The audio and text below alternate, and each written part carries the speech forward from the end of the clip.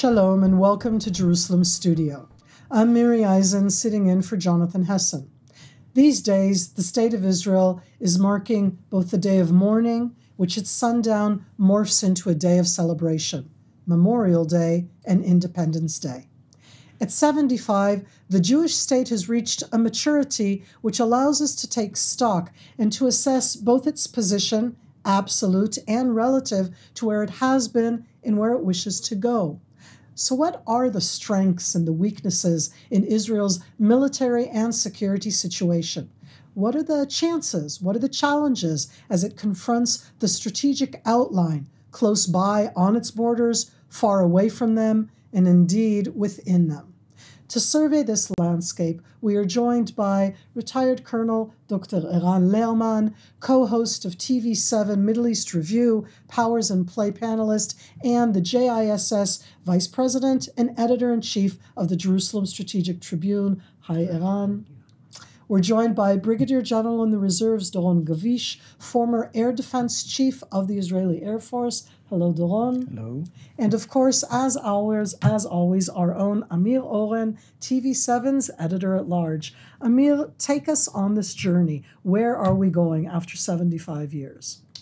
So, Miri, none of us here around this table have been present at the creation, least of all you, of course. But we know full well that what took place here, even in this city of Jerusalem, 75 years ago, was so risky. Israel was at such peril. Its very existence was precarious. And from these meager beginnings, what we have now is at least a regional power. There is, as we speak right now, no existential threat. Maybe it could develop down the road if Iran gets nuclear weapons or if some other nuclear power turns hostile. But right now, there is no real risk of either destruction or an invasion of Israel. The general situation is quite good. Sometimes you hear political and military leaders say that the security situation is very risky. We have never, at least in recent years, faced so many threats on so many fronts. But if one looks back in perspective, we have been through such difficult times in the 50s, in 1967, in 1973, and on other occasions that right now, as we are ending our day of mourning and starting our Independence Day, we can sit back and enjoy. So I'm not going to sit back and enjoy, just yet. But I am going to take us on that 75-year journey. So to start out with it, Amir said some very clear-cut issues in that sense that here we are, the State of Israel, and you said very clearly, no existential threat. Eran, I want you to first start with this one here. In that 75 years as we look at it, is there no existential threat? Are we really, in that sense, a miracle 75 years on in? Should we start with that before we get to the problems? Well, first of all, the miracle is manifest.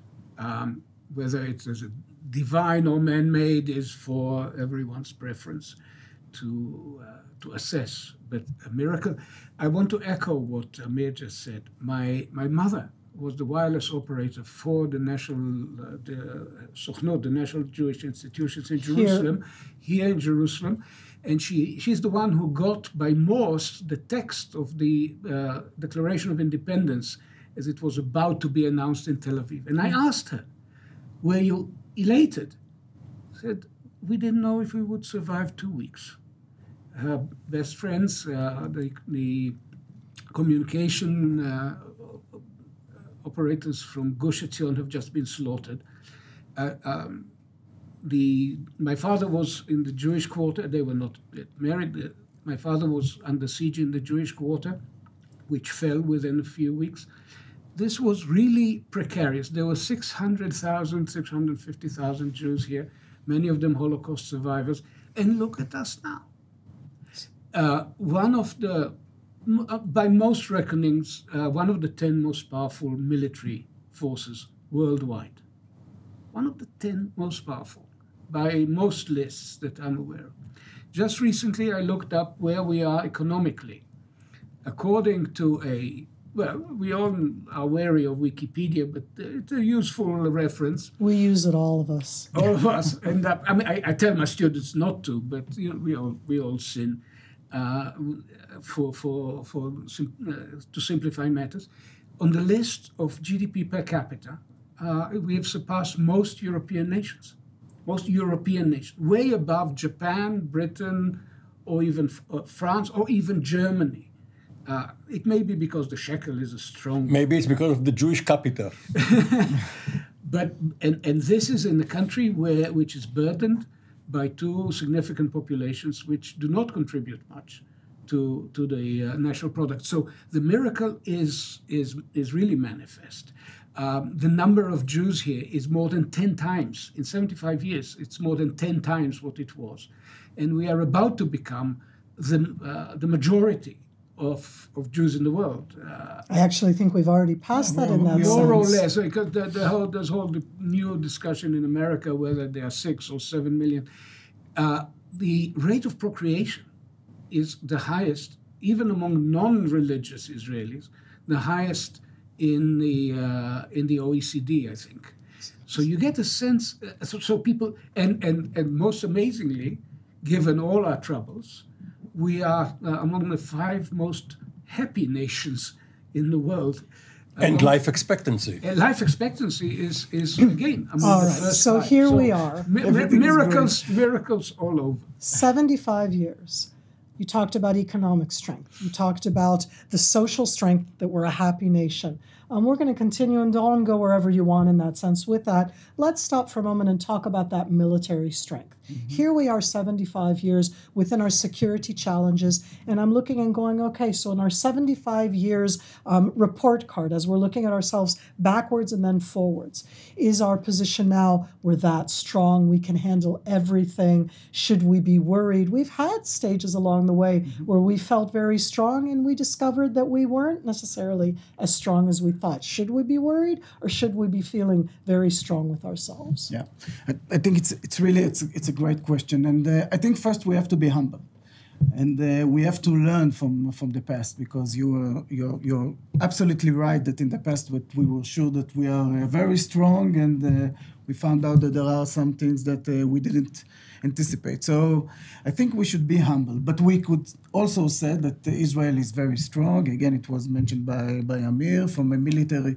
perspective, we have a very strong military, very strong air force, infantry, armor, and so on, intelligence, cyber capabilities. So Israel, from this sense, is really very strong. I'm going to add in that transition from being state actors that were the main enemies of Israel, Egypt on the border, Jordan on the border, into peace treaties, into non-state actors, and perhaps also ones that are further away, like Iran. So if you transition there. Exactly. And I think that if we're looking into the challenges and the trends, we all understand that the main issue in our region is really Iran.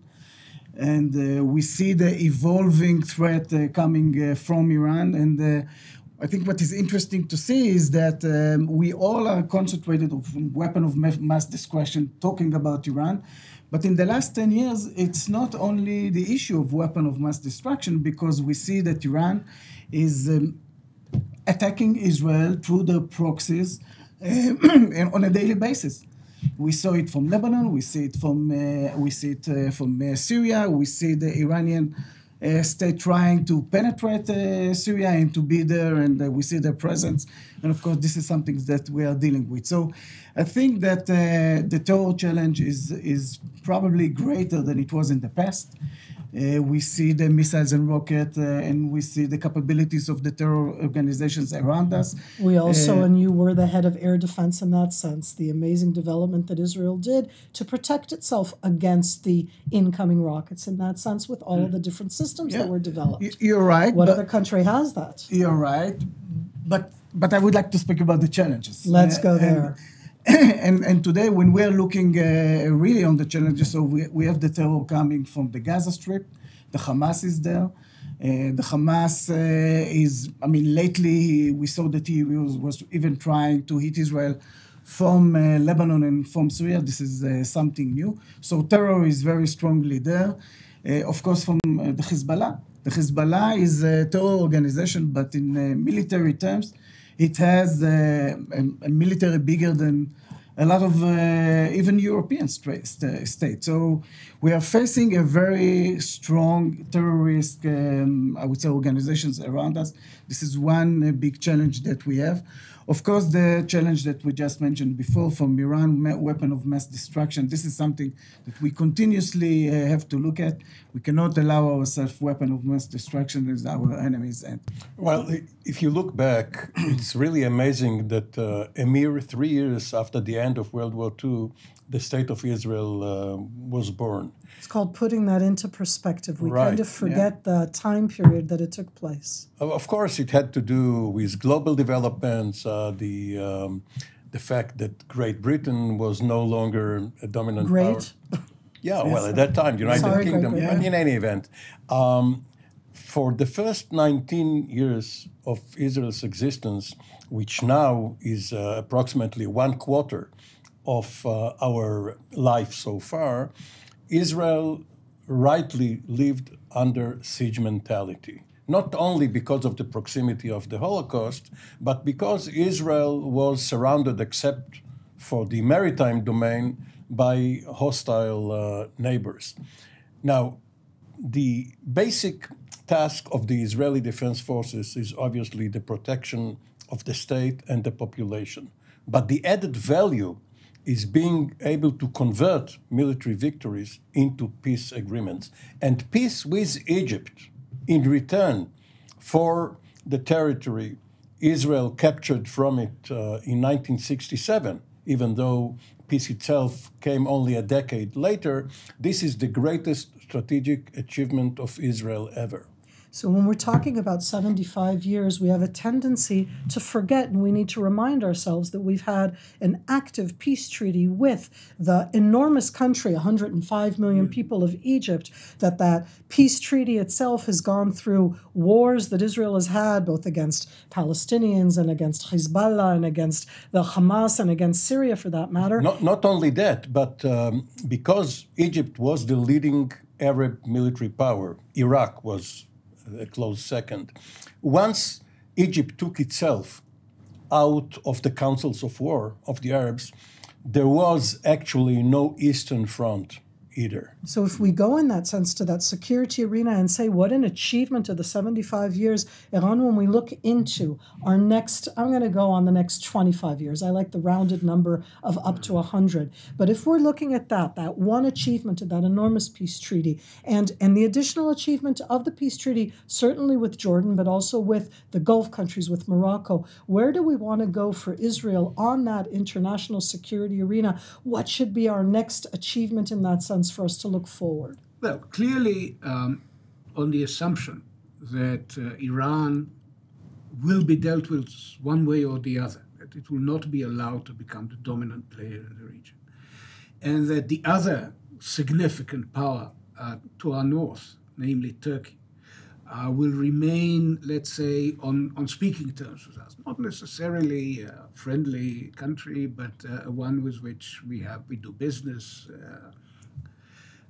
We can continue to thrive in the context of an Arab world which is very much internally divided.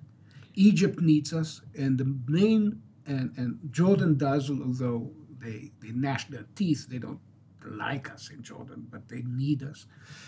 And the key achievement after the Abraham Accords of 2020 is going to be, of course, a breakthrough with Saudi Arabia. So in that sense, it's looking at Israel being in the Middle East, but not part of the Middle East, into Israel in its 75 years have transitioned from being the thorn in the middle of the Middle East to actually being at the center of the Middle East. And you want to add in that additional. If the Middle East is the right term, I keep saying like the that. Middle East is as a term is a colonial relic. Absolutely agree. From when the time it was halfway to the Far East. Now, no one would dare call China today far from anything. It's the center of the universe to the Chinese. They have no other Middle name. Kingdom. They have no other name for the country, right? Israel has become an Eastern Mediterranean power.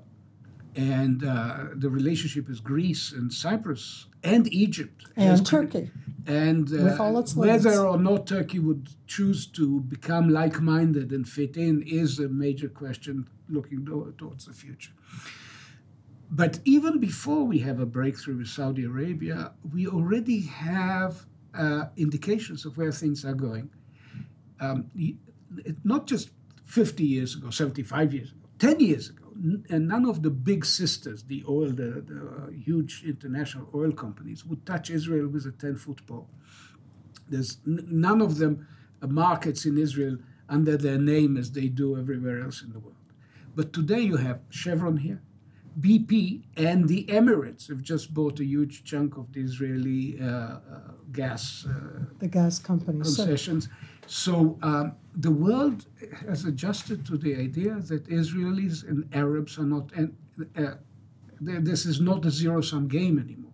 So when we look at it in that sense of 75 years and we talk about this as an achievement, and we're sitting here, I need for a moment for us to look at what those challenges are going to be. Dawn, you were starting with that before. Yeah. And we need to also stay realistic. What are our realistic challenges as we step as a regional power, as one that has transitioned into these different types of relationships? So what are our big challenges looking right now to the future? Okay, I would like to answer it, but I would like to add something to the discussion that we had before about the defense strategy and where Israel is. And I think it's very, very important to mention the relations that we have with the United States.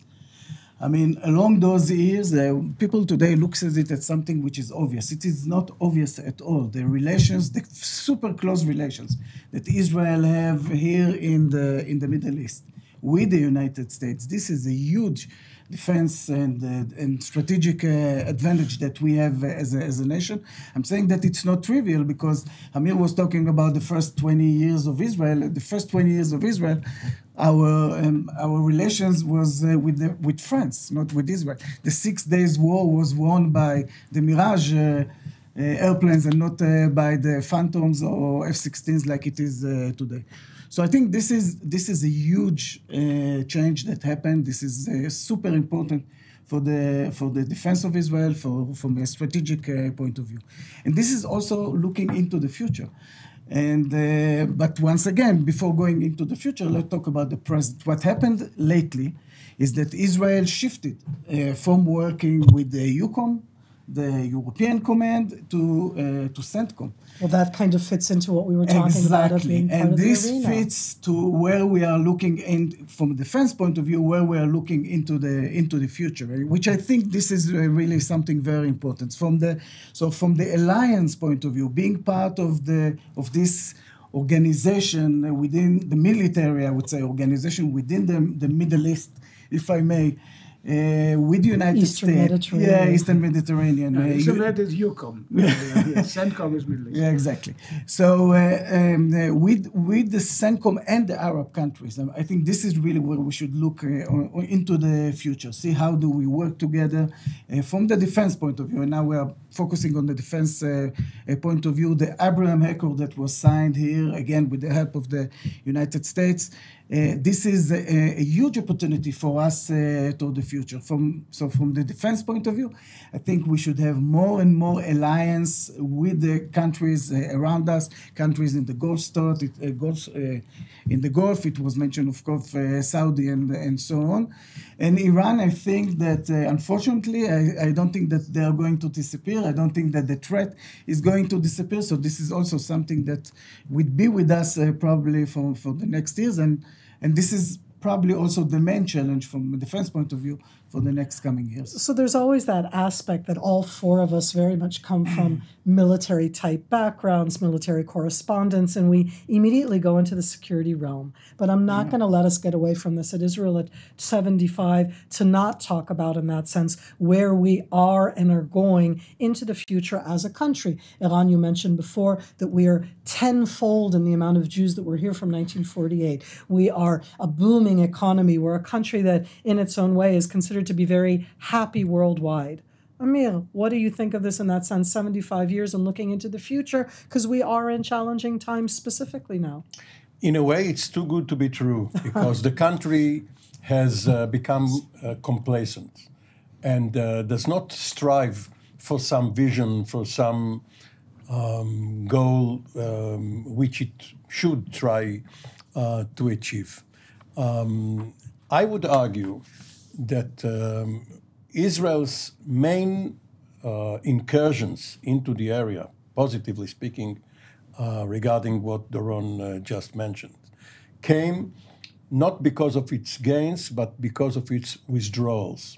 The fact that Israel withdrew from the Sinai, then withdrew from South Lebanon, took its settlements out of Gaza, and built a fence on its eastern boundary, the so-called Green Line, placated the Arab world. Now, the Arab world was never really one piece of territory against Israel.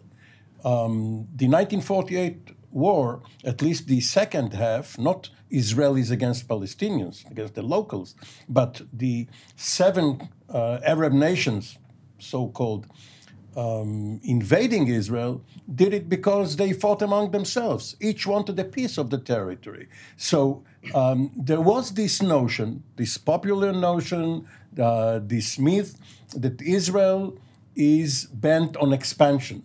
And the fact that Israel stopped expanding and even went back gave the neighborhood the idea that Israel is fine with what it has right now. But Israel, up to now, has not made enough use of that in order to reach peace and tranquility with Syria, with the Palestinians and others, and it can, but it will take perhaps another generation or so. Amir, you're taking us into a different realm in that sense, because you're looking both at what Israel needs to do and not just looking at what the way outer forces look at us. I'm going to argue and push back a bit. I do think that there's a change that happened that is a strategic change, which is accepting our existence. Mm-hmm. And I don't see it as just necessarily being about both withdrawal and changes that have to do with territories, but actually in our strength. And a lot of the things that come out when we talk about us, we're kind of embarrassed by our strength a lot of the time, but we are strong. And I think that we've all brought that here to the table. And I say that because I want to think of this right now in the 75 years. So we're strong, even though we're kind of embarrassed by it. That strength, to me, has brought about an acknowledgement of our existence. That doesn't mean they like us. That doesn't mean that they want to be with us. And yet, our existence and our strength are they don't like each other either. That's also true. And it is the neighborhood that we live in. Remember, and I'm going to say in that King sense... Hussein used to say, I envy you. You're surrounded by enemies. We are surrounded by friends.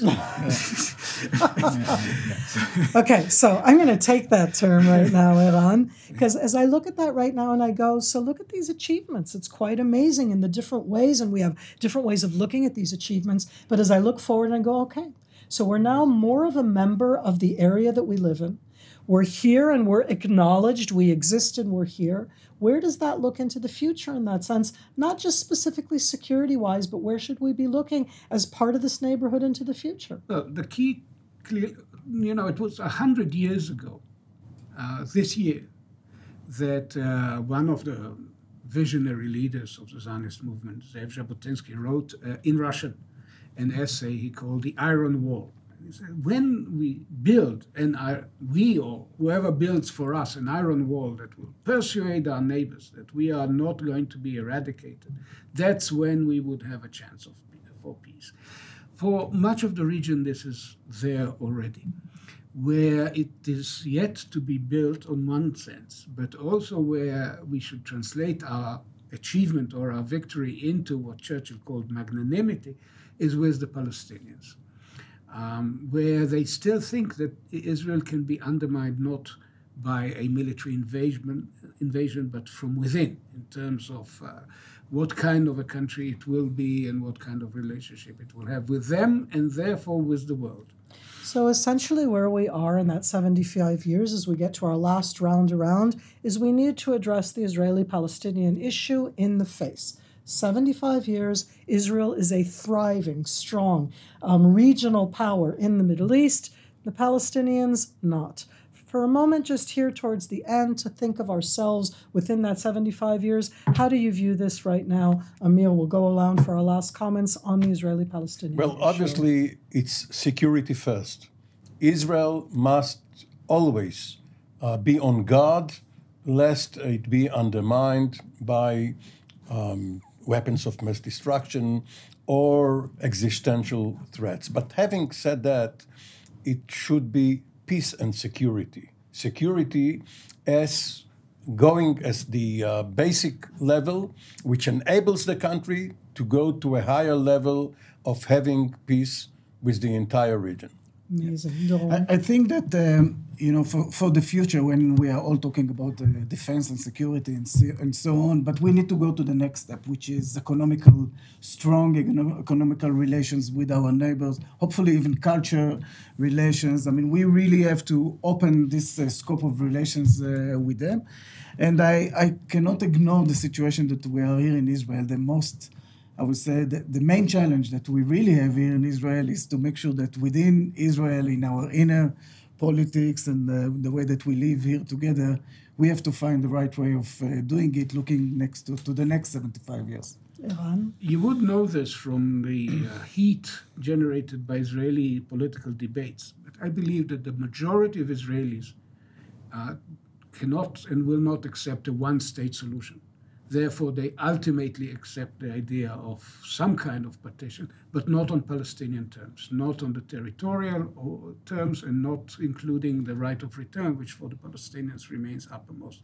So it will take time, but it will happen. So here we are. Domestically, we seem to be doing okay. Economically, a power in the region, still a lot of challenges to come. I want to thank all of my panelists for a fascinating discussion. I want to thank you. Join us again on Jerusalem Studio. Shalom from Jerusalem.